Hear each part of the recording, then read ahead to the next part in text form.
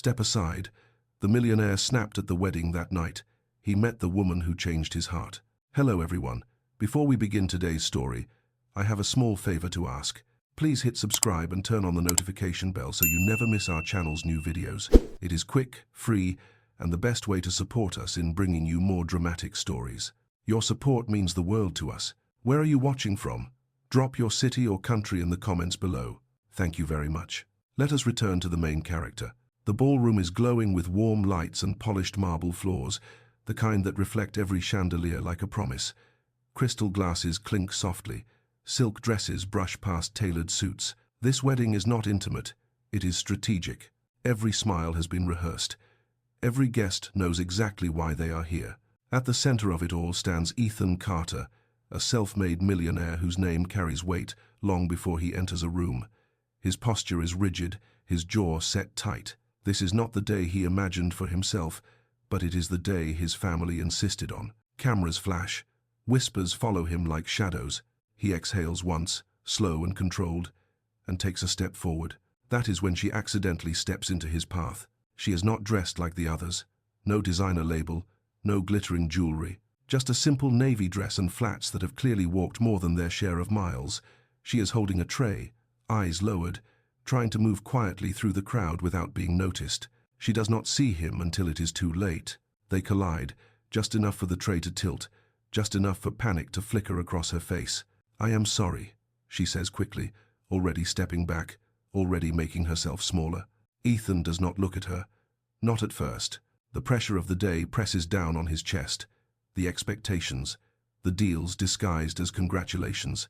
The feeling of being trapped inside a life that looks perfect from the outside and hollow from within. His patience snaps. "Step aside," he says sharply. The words cut through the soft music like a crack of ice. The woman freezes, not because she is shocked by the tone, but because she recognizes it. The kind of voice that assumes authority without question. The kind that does not expect resistance. She lifts her eyes. For the briefest moment, their gazes meet. Something flickers there. Not recognition, not attraction. Something quieter, something unsettled. Then it is gone. She moves aside immediately, heart pounding, cheeks burning, as if she has done something wrong simply by existing in his way. Ethan strides past her without another glance, already being pulled into conversation by relatives and business partners eager for his attention. To him, she is already forgotten. To her, the moment lingers. She steadies the tray with shaking hands and continues toward the service hallway, away from the laughter, away from the gold-trimmed doors, away from a world that has never felt like it was meant for her anyway. Her name is Lena Miller, and she is only at this wedding because she agreed to cover an extra shift. Rent is due in 3 days. Her car has been making a sound she cannot afford to diagnose. She told herself it was just one night. Smile, serve, leave. She did not expect to feel invisible. In the hallway, the noise fades. The lights dim. The air feels cooler here, more honest. Lena sets the tray down and presses a hand to her chest, breathing through the sting she refuses to let turn into tears. She reminds herself that it does not matter. People like him live in a different universe.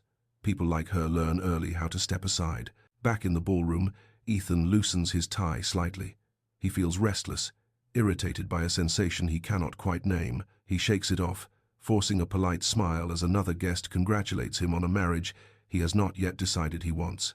The ceremony continues. Applause rises, music swells, but somewhere beneath the celebration, something has already shifted. Neither of them knows it yet, but the mistake that just happened, the smallest collision in a crowded room, has set something irreversible in motion, and before this night is over, both of their lives are about to change. The hallway feels like a different world from the ballroom. Lena Miller stands there for a moment after setting the tray down, listening to the muffled music seep through the thick doors behind her. Laughter rises and falls. Applause erupts again, sharp and sudden, like punctuation she does not belong to. She smooths the front of her dress with slow, deliberate motions, as if pressing the wrinkles flat might also steady her thoughts. She tells herself, it does not matter. People like that man never remember faces like hers. They walk through rooms assuming the world will part for them, and most of the time, it does. She has learned to live around that truth. She learned it early, learned it quietly. Still, the words echo in her head. Step aside. Not shouted, not dramatic, just firm enough to make it clear she was in the way. Lena exhales and forces her shoulders back. There is work to finish, trays to carry, tables to clear. That is why she is here. She agreed to cover this shift because overtime pays time and a half, and because her manager promised it would only be one night. One long night in uncomfortable shoes, surrounded by people whose watches probably cost more than her car. Her phone buzzes softly in her pocket. She does not check it yet, but she already knows what it will say. Rent reminder, 3 days. Her car is parked 2 blocks away, wedged between a delivery van and a dented sedan. Earlier that afternoon, it made a rattling sound when she turned the ignition, a sound she pretended not to hear. Mechanics cost money. So does time off work. She cannot afford either. She takes a breath and picks the tray back up. When she returns to the ballroom, she keeps her eyes down. She moves carefully along the edges, slipping between guests who barely notice her presence. Conversations float past her in fragments. Stock prices, property deals, a merger everyone is pretending to be excited about. Near the head table, she spots him again. Ethan Carter stands with his family, smiling just enough to look agreeable. From a distance, he looks composed, untouchable, exactly like the man people expect him to be. But up close, something in his posture is tight, restrained, as if he is holding himself together by sheer will. Lena looks away immediately. She does not need another reminder of where she stands in this room. Across the ballroom, Ethan lifts his glass for a toast he barely hears. The words wash over him, practiced and hollow. He nods at the right moments, raises his drink when everyone else does, and ignores the familiar weight settling behind his ribs. He tells himself to focus. This night is about appearances, about obligations, about finishing what has already been decided. Yet, uninvited, an image flickers in his mind. The woman in the navy dress, the way she apologized before he even spoke, the look in her eyes when he told her to move. It was nothing, a passing moment, an inconvenience. He pushes the thought aside and takes a sip of champagne that tastes like nothing at all. Lena finishes her section and slips back toward the service doors. She checks her phone now. A missed call from her mother. A text message that reads, "Did you hear that noise again today?" Lena types back quickly, "Everything is fine. I will call you later." She pockets the phone and leans against the wall for just a second longer than she should. Her feet ache, her head aches. She reminds herself that this is temporary. It has always been temporary. Every job, every place, every struggle. What she does not know yet is that this night is not temporary at all. Because while she is counting hours and dollars, fate is already rearranging something much larger. And the man who told her to step aside is about to realize that some mistakes do not simply disappear once the music stops. The wedding begins to thin out as the night stretches on. Guests drift toward the bar, voices growing looser, laughter louder, plates return half-finished. Promises are made that will be forgotten by morning. Lena Miller keeps moving, one step after another, letting routine carry her forward. Near the edge of the ballroom, she notices an elderly woman standing alone, clutching a small purse with both hands. The woman looks around, confused, scanning faces that do not look back at her. She hesitates, then takes a step in the wrong direction, nearly colliding with a table. Lena reacts before she thinks. "Ma'am," she says gently, setting her tray down. "Are you looking for someone?" The woman's shoulders relax a fraction. "My husband went to find the restroom," she says. "I think I lost track of where we were sitting." Lena smiles, warm and unforced. "That happens all the time. Let me help you." She offers her arm, careful and respectful, and guides the woman toward a quiet chair near the wall. She pours a glass of water, places it within reach, and waits until the woman's breathing slows. "There," Lena says softly. "He will find you." "Christ." The woman pats her hand. "You are very kind," she says. "Thank you." Lena nods, a little embarrassed, and returns to her work. She does not notice Ethan Carter standing several feet away. His conversation paused mid-sentence. He has been listening with half an ear, watching numbers and names float past him like smoke, when something about the scene pulls his attention sideways. Not the elderly woman, not the chair. Lena. The way she moved without hesitation, the way her voice softened, the way she treated the woman as if she mattered. It does not fit the image Ethan formed earlier. The woman in his way, the inconvenience, the nameless presence he dismissed with 2 sharp words. He watches as Lena picks her tray back up and disappears into the crowd again. Something shifts. subtle but unmistakable. Later, as the reception winds down, Lena slips into the service hallway once more. She reaches into her bag and pulls out a small, worn notebook, the cover bent at the corners. She flips it open, revealing pages filled with pencil sketches, faces, hands, moments caught quickly and imperfectly. She sketches when she needs to breathe, when the world feels too loud, when she needs to remind herself that there is more to her than rent notices and double shifts. She adds a few lines to a drawing already half finished, a pair of hands resting on a table, strong, controlled, tense. She does not label it. She closes the notebook and tucks it away as footsteps approach. Ethan steps into the hallway, loosening his tie, the noise of the ballroom fading behind him. He stops short when he sees her. They both hesitate. "I did not mean to interrupt," he says, his voice lower than before, less sharp. "It is fine," Lena replies, instinctively stepping back. There is an awkward pause, heavy with things unsaid. "I saw what you did back there," Ethan continues, "with the woman. That was thoughtful." Lena blinks, surprised. Anyone would have done the same. Dozed. Ivan rebooted. He almost laughs at that. He knows better. "Not everyone," he says. Their eyes meet again, and this time, the moment stretches. Neither of them moves to fill the silence. Something has been planted here, quietly and without ceremony. Neither of them realizes it yet, but this small exchange, this simple act of kindness, is about to become the thread that pulls their lives together. And once it does, there will be no stepping aside from what comes next. The reception finally ends close to midnight. Lena Miller clocks out quietly, slipping her bag over her shoulder as the catering staff begins the familiar routine of cleanup. Chairs scrape softly against the floor. Glassware clinks into crates. The magic of the night dissolves into logistics. Outside, the air is cooler, sharper. The city hums at a lower pitch now, like it is exhaling after holding its breath all evening. Lena walks down the wide stone steps of the venue, her feet sore, her mind already shifting toward tomorrow's responsibilities. She reaches the sidewalk and stops. Rain has started to fall. Not heavy, just enough to darken the pavement and blur the streetlights into soft halos. She sighs and digs through her bag, fingers brushing past her notebook, her phone, a folded receipt, no umbrella. Of course, she considers waiting it out, but the bus schedule flashes through her mind. Miss it, and she will be walking the rest of the way home. She steps forward anyway. "Lena." The sound of her name pulls her up short. She turns. Ethan Carter stands a few feet behind her, jacket in hand, the sharp lines of the wedding evening gone. His tie is loosened, his sleeves are rolled back slightly. Without the crowd, without the ceremony framing him, he looks almost ordinary. Almost. "I hope I am not overstepping," he says. "I asked one of the staff for your name." "Domstead." Lena hesitates, then nods.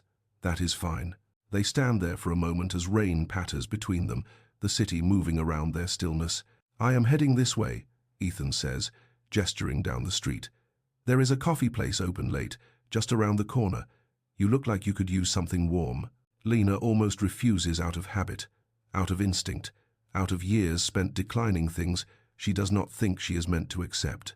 But she is tired and curious, despite herself. "All right," she says, "just for a minute." They walk side by side, not close enough to touch, not far enough to feel distant. The rain thickens slightly, and without comment, Ethan opens his jacket and holds it above them both, angling it awkwardly. "You do not have to do that," Lena says. "It is fine," he replies. "I insist." The coffee shop is small and nearly empty, its windows fogged from the contrast between warmth and cold. They order at the counter. Black coffee for him. Tea for her, with too much honey. They sit across from each other in a corner booth, the noise of the wedding feeling like something that happened days ago instead of an hour earlier.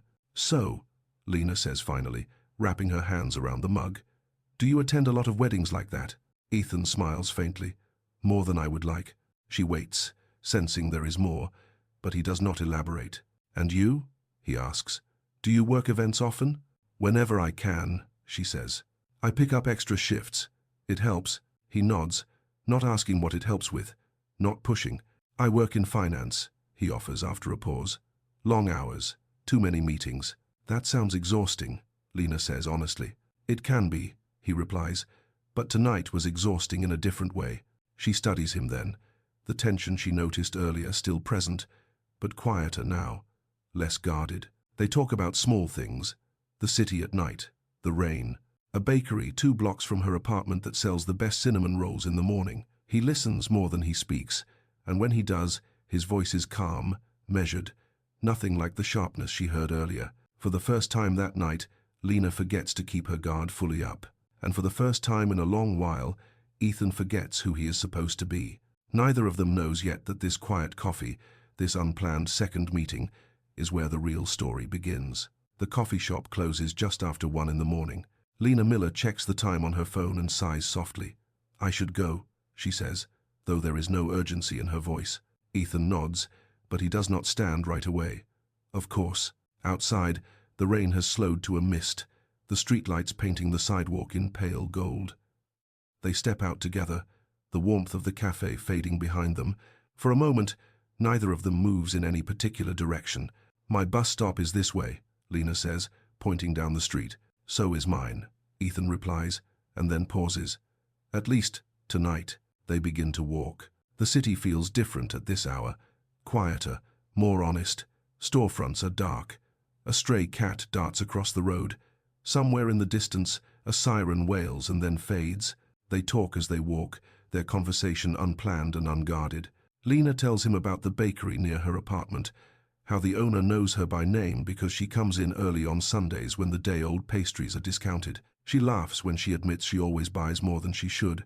Ethan listens, genuinely interested, asking small questions that make her feel like her answers matter. In return, he tells her about growing up in a house where silence meant tension, where success was expected and praised only if it was visible. He does not mention numbers, he does not mention companies. He just says he learned early how to perform confidence, even when he did not feel it. "That sounds lonely," Lena says quietly. He considers that, then nods. "It can be." They reach the bus stop and sit on the cold metal bench, shoulders almost touching. Lena rubs her hands together against the chill. Without comment, Ethan removes his jacket and drapes it over her shoulders. She looks at him, startled. "You really do not have to." "We'll have to see." "I know," he says. "I want to." She hesitates, then lets herself accept it. The jacket is warm, heavier than she expected, carrying the faint scent of coffee and rain. "Thank you," she says. The bus arrives with a hiss of brakes. Lena stands, slipping the jacket off and holding it out to him. "Keep it," Ethan says gently. "I will get it back another time." She studies his face, searching for something insincere, something transactional. She finds none. "All right," she says, "but only if you promise to let me return it." "I promise." The bus doors close behind her, and she finds a seat by the window. As the bus pulls away, she watches him standing there, hands in his pockets, looking smaller than he did in the ballroom, more human. Ethan watches the bus disappear into traffic, the space beside him suddenly empty. He feels an unfamiliar pull in his chest, something warm and unsettling. For the first time in a long time, he is not thinking about obligations or expectations. He is thinking about a woman with a worn notebook and a quiet kindness that slipped past his defenses without asking permission.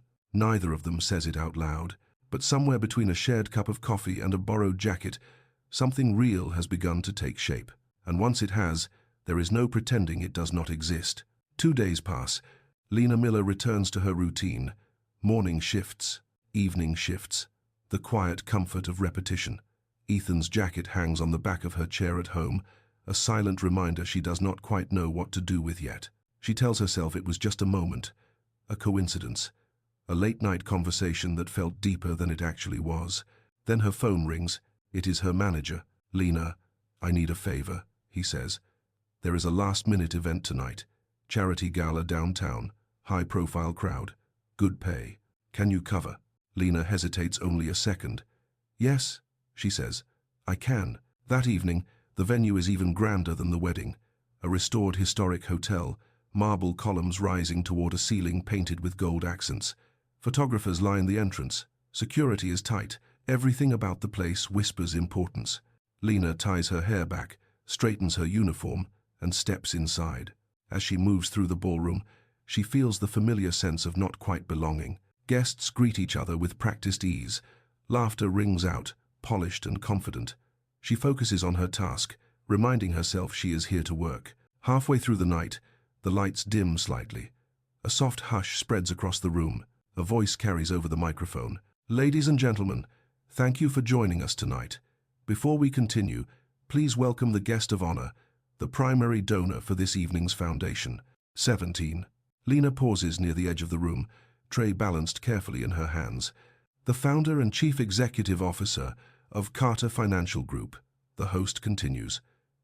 "Please welcome Ethan Carter." The name hits her before the applause does. Her breath catches. She turns slowly, heart pounding, just as a familiar figure steps onto the stage. Ethan, not in rolled-up sleeves, not standing in the rain at a bus stop, but in a tailored suit, posture straight, expression composed. The room seems to shift around him, attention bending in his direction without effort. Lena feels the floor tilt beneath her feet. This is not finance. This is power. Pieces fall into place too quickly to stop. The wedding, the way people moved around him, the tension he carried like armor, the jacket that probably cost more than her monthly rent. He begins to speak, voice calm and assured, thanking donors, outlining the foundation's mission. The crowd listens intently. This is his world. Lena lowers her tray and steps back, her chest tight. Every quiet moment they shared replays in her mind, now reframed, now sharpened by the truth she was never given. When the speech ends, applause fills the room again. Ethan steps down from the stage, shaking hands, smiling for cameras. Then his eyes find hers. The smile falters. Just for a fraction of a second. Enough. He excuses himself from the group and moves toward her, weaving through the crowd with purpose. "Lena," he says quietly when he reaches her, "I did not expect to see you here." She looks at him, really looks at him, and the distance between who she thought he was and who he is now feels impossibly wide. "You said you worked in finance," she replies, her voice steady despite the storm inside her. "You did not say you were the man everyone in this room is standing for." He opens his mouth, then closes it again. "I should have told you," he says. "Yes," Lena answers, "you should have." Too hesitant. Free-ported abducted. Around them, the gala continues. Music swells. Glasses clink. But the space between them feels exposed, fragile, and painfully public. Lena steps back, reclaiming the distance he once demanded from her. "I need to finish my shift," she says. "Excuse me." She turns and walks away, leaving Ethan standing alone beneath the chandeliers, finally understanding what his silence has cost him. The mistake that began at a wedding has just revealed its true weight, and neither of them will leave this night unchanged. The rest of the evening moves in fragments. Lena Miller keeps her focus on the mechanics of her job. Refill a glass, clear a plate, step back before anyone notices her too closely. She does not look toward the stage again. She does not look for Ethan, but she feels him, everywhere. Ethan stands near the edge of the ballroom, hands clasped behind his back, watching her from a distance he does not dare cross again. Conversations blur around him. Compliments slide past without landing. For the first time in years, he feels profoundly out of place in a room built for him. When the gala finally winds down, Lena heads for the service exit, moving quickly, intent on leaving without another word. She pushes through the door into the quieter hallway, the sound of the event sealing itself shut behind her. "Lena!" She stops, eyes closing briefly, then turns. Ethan stands a few steps away, his expression stripped of polish, tension written plainly across his face. "I know you do not owe me anything," he says. "But please, let me explain." She crosses her arms, not defensively, but protectively. "Explain what?" "That I did not lie to hurt you," he says. "That I was trying to be someone normal for once. That I wanted one conversation where my name did not come first." Her gaze hardens. "You wanted normal," she says slowly. "But you let me believe we were standing on the same ground." "We were not," he swallows. "I never thought you were less than me, but you let me think you were less than you," she replies. "There is a difference." The words land with more force than she intended. Ethan flinches slightly. "I should have told you," he says again, quieter now. "I was afraid it would change everything." Lena shakes her head. "It already has." She steps past him, reaching for her bag. "You told me you worked long hours," she continues. "You told me about meetings and pressure. You never told me that when you walk into a room, everyone rearranges themselves around you." He takes a step closer, then stops himself. "I liked who I was with you," he says. I was not pretending. That may be true, Lena replies, but you were not giving me the choice to like all of you, or to walk away. Silence stretches between them, heavy and raw. Outside, the night air is cool. Lena pushes through the final door and stands on the sidewalk, breathing deeply, grounding herself in the ordinary sounds of the city. Ethan follows, slower this time. I will give you space, he says, but I need you to know that meeting you mattered. It still does. She turns to face him, eyes shining but steady. Then respect me enough to let me leave, she says. He nods, the movement small but sincere. Lena walks away, not looking back. Each step feels like both relief and loss. She does not know which will win. Ethan remains where he is, watching her disappear into the night, the weight of his mistake settling fully for the first time. For all his wealth, all his control, he cannot buy his way out of this moment, and the woman who showed him kindness without knowing his name has just taught him the cost of silence. 3 days pass, without a word between them. Lena Miller returns Ethan's jacket the next morning by leaving it with the cafe manager, asking him to pass it along if the man ever comes back looking for it. Then she throws herself into work, double shifts, late nights, early mornings, anything to keep her mind busy. But some thoughts do not quiet just because you ask them to. Ethan Carter feels the silence immediately. For the first time in years, meetings feel meaningless. Numbers blur. Apologies form and dissolve in his mind, each one sounding insufficient. He replays their last conversation again and again, hearing the clarity in her voice, the way she asked for respect instead of reassurance. He knows words will not fix this, so he does not reach out. Instead, he pays attention. He asks questions he never thought to ask before. He speaks to staff members by name. He listens, and slowly, a pattern becomes clear. Lena's kindness was never accidental. It was deliberate, consistent, quiet. That is what he chooses to answer. 1 week later, Lena receives a message from her manager. There is an opening tonight at the Community Arts Center, he says. Private event, not a gala, small crowd. They need help setting up. Interested? Lena hesitates, then agrees. The Arts Center is familiar to her. She volunteers there when she can, sketching in empty rooms between workshops, donating time she barely has. That evening, she arrives early. The space has been transformed. Soft lighting lines the walls. Simple frames hang evenly spaced, each holding a pencil sketch she recognizes instantly. Her sketches, hands, faces, moments she thought no one ever noticed. Her breath catches. At the center of the room, a small placard reads, "The Art of Seeing." She turns slowly. Ethan stands near the back, not in a suit this time, but in dark jeans and a simple shirt. He does not move toward her. He waits. "I did not ask permission," he says when she finally speaks. "I asked your manager instead. If that was wrong, I will take everything down." Lena swallows. "Why are my drawings here?" "Because you see people," he answers simply, "and you do it without expecting anything back." She looks at the walls again, at the care in the placement, the respect in the presentation. No logos, no donors' names, just her work, allowed to speak for itself. "I did not do this to impress you," Ethan continues. "I did it because I needed to understand you on your terms, not mine." Lena's voice is quiet. "You could have written me a check." "I know," he says. "That is why I did not." They stand in silence, the air between them softer now, less defensive.